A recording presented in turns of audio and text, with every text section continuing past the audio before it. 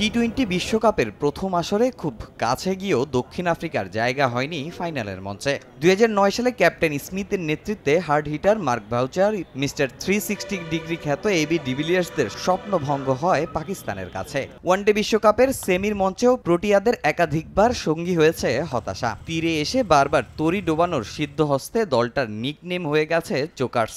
দুইটাই কিন্তু ভালো টিম এবং সাউথ আফ্রিকা অনেক ম্যাচ কিন্তু দেখেন সেমিফাইনালে হেরেছে। ওরা কিন্তু কখনো বিশ্বকাপ চ্যাম্পিয়ন ট্রফিটা ধরে নেই, বাট ইন্ডিয়া কিন্তু এটা ধরেছে। টাফ কল এনিবডিজ ম্যাচ হবে, বিকজ আমি যদি আপনি পারফরমেন্সের দিক থেকে দেখেন definitely India is going ahead. But একটা জিনিস মনে রাখতে হবে যে অনেক ক্ষুধা থাকে অনেক কিছু চ্যাম্পিয়ন হওয়ার জন্য, যেটা সাউথ আফ্রিকার অনেক কাছ থেকে যে জিনিসটা পায় নাই।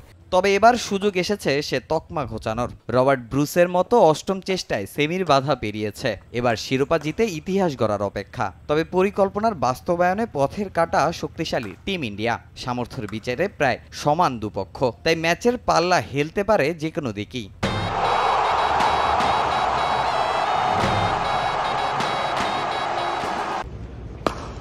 ফাইনালটা হতে যাচ্ছে আনপ্রেডিক্টেবল। পুরো আসরে ধুতি ছড়িয়েছে প্রোটিয়াদের বোলিং ডিপার্টমেন্ট। সময় মতো জ্বলে উঠেছে ডিকক ক্লাসনরা, আর ভারতীয়দের ব্যাটিং সাইডেও বোলারদের ত্রাস। বোলিংটাও টেক্কা দিতে পারে যে কোনো প্রতিপক্ষকে।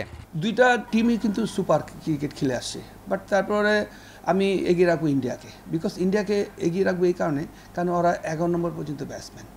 ওদের কয়েকটা অলরাউন্ড আছে যে ওরাও কিন্তু 100 মারতে পারে।